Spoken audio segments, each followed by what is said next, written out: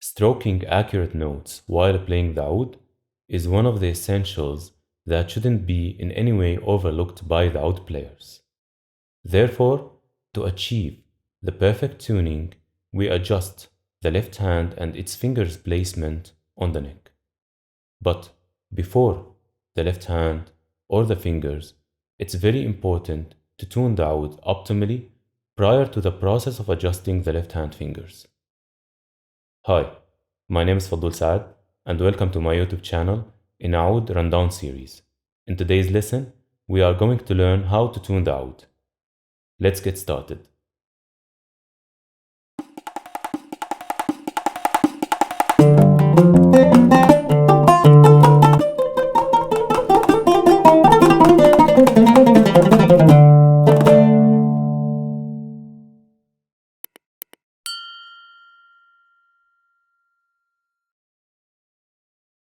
With ideal conditions, humans are capable of hearing sounds at frequencies ranging from 20 Hz, 20 cycles per second, to 20,000 Hz, 20,000 cycles per second.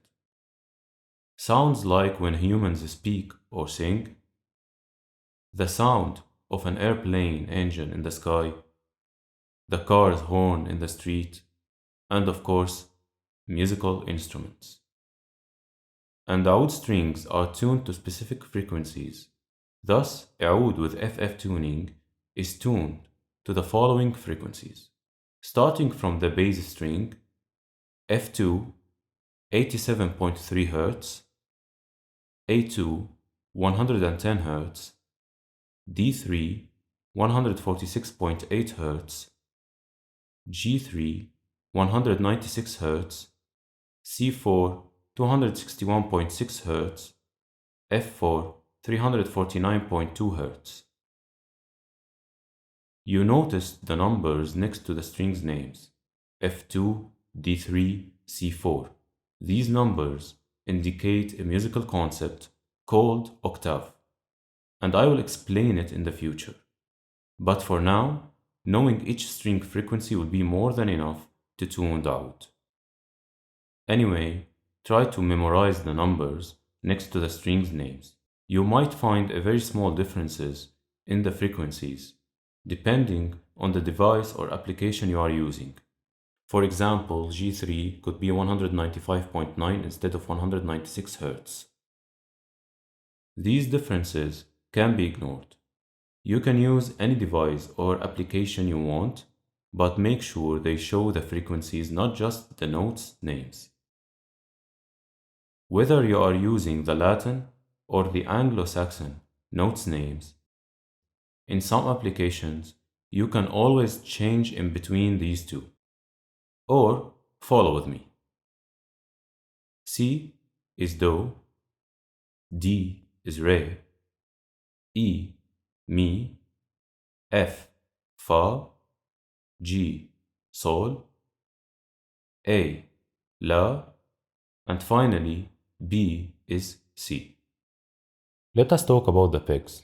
In most of the FF tuned ouds, the strings are wrapped around the pegs in a very common way. Starting from the left, the first and second pegs are the place for the string G. The first one for the bottom string and the second one for the top string. Pegs number 3 and 4 are the place for the string D. The third one for the bottom string and the fourth one for the top string. Moving to the right side. The first and second pegs are the place for the string C. The first peg for the bottom string and the second peg for the top string. Pegs number 3 and 4 from the right side are the place for the string A. The third one for the bottom one and the fourth one for the top one. What's left are the bass and treble F strings. You can notice that my oud has 11 pegs. So, the single bass F string is wrapped around the fifth peg from the left side. And finally, as for the treble F string, Peg number 6 from the left side will be for the top one, and peg number 5 from the right side will be for the bottom one. Some ouds have 12 pegs, 6 on each side. In a 12 pegs oud, pegs number 5 and 6 from the right side are the place for the treble F, the 5th peg for the bottom one, and the 6th peg for the top one. And in that case, the base F could be doubled and wrapped on pegs number 5 and 6 from the left side. Peg number 5 for the bottom one and number 6 for the top one. Anyway, remove the bottom string. You only need the top one. It's better for the base F to be a single string.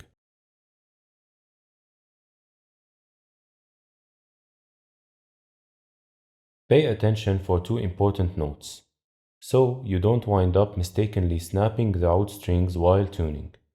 The first one, check the main tuning for your strings, whether it's FF or CC.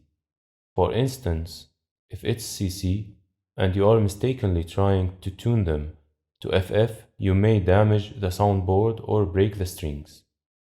The second one, make sure to check each string to which peg is wrapped. Sometimes the strings can be wrapped incorrectly, and in rare situations, the strings may be wrapped differently. As for tuning, turning the peg outside in the opposite direction of the sound box or counterclockwise will tighten the string or raise its frequency.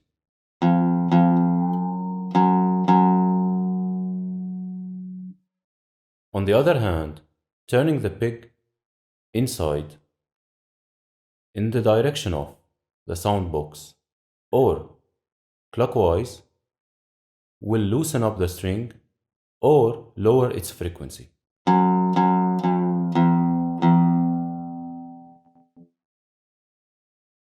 Let's start from the base F, F2. It should be 87.3 Hz. It's a little bit lower than this. We need to tighten it.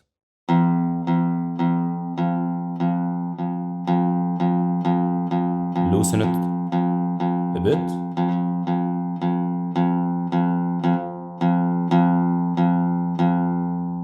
Until it reaches 87.3. As for A2 string, it's doubled. So, tune the top one separately using the tuner. It should be 110. This is lower, let's raise it.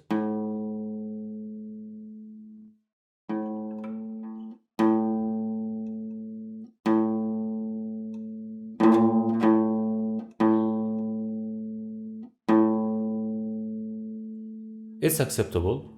Then, also separately tune the bottom one.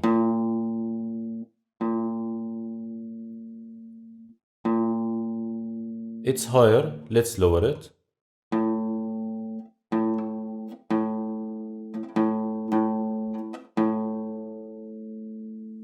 Try your best to tune both A strings to be exactly the same, match them using the tuner. With time, train yourself and just tune the top one, then use your hearing skills to match the bottom one with the top one.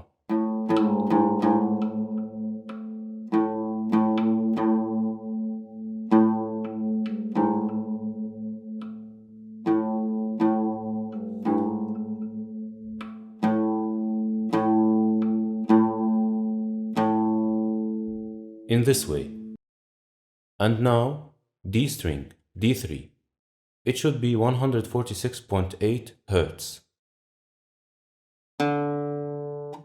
Starting with the top one, a little bit lower, let's raise it.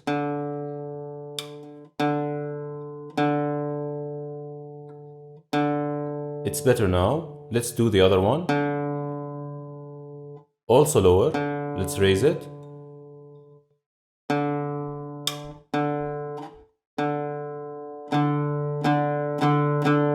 Now it's good. String G, G3 should be 196 Hz. I will use it as an example to tune the top one with tuner and the bottom one using my hearing skills. It's higher, let's lower it.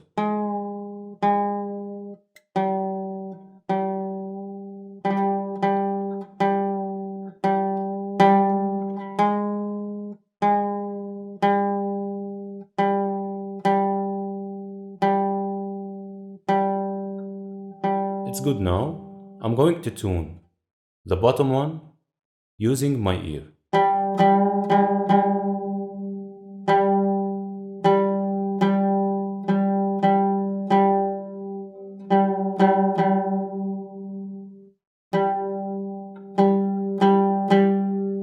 Now it's good.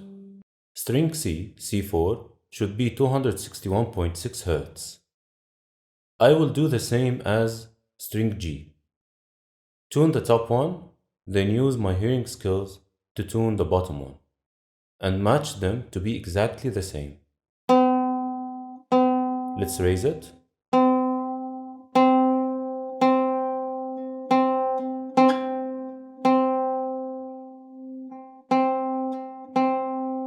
It's acceptable now.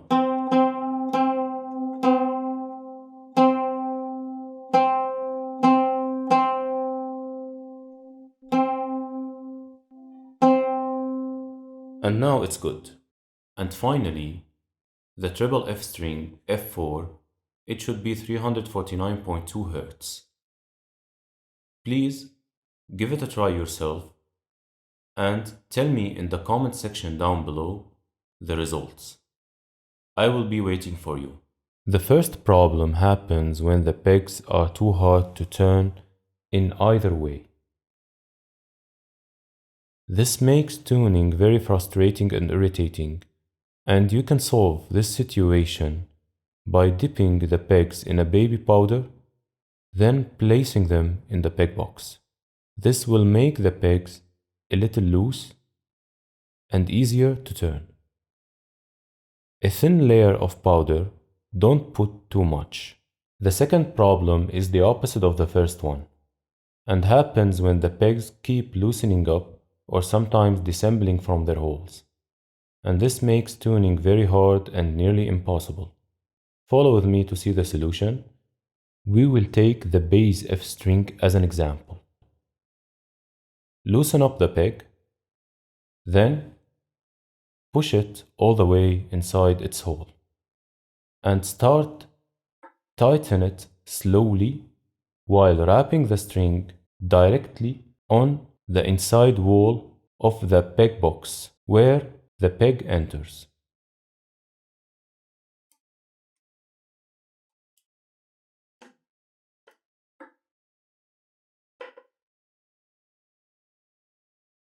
And try your best to assemble all the string wraps next to each other where the peg enters.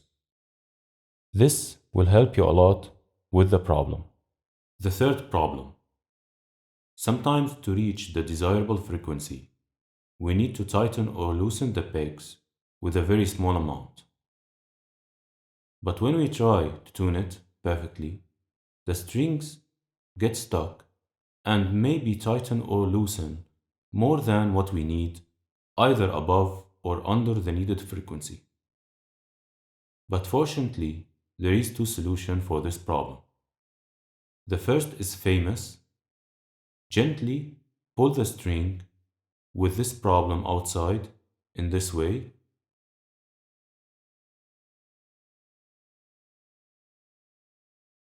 and try again to tune it.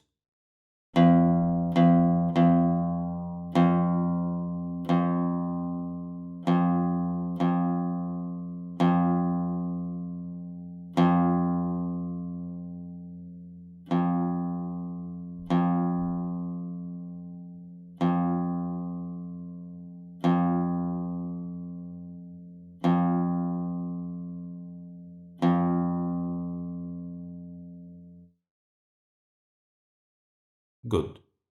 Meanwhile, the second solution is to loosen the string more than what you need, like going from 87.3 for F2 string down to 80,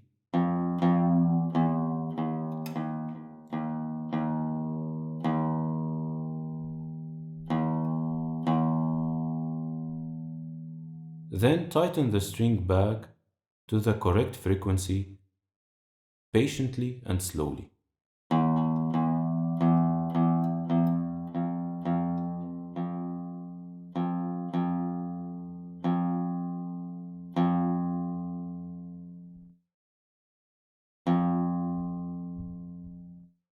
That's it for today. Always tune your oud as a part of your practice or playing session. Tune, then practice. Tune, then play. It should always be like that. If you like this video, please give it a thumbs up, share it with your friends, and don't forget to subscribe to my channel. I guess we will meet in the next lesson. Bye bye.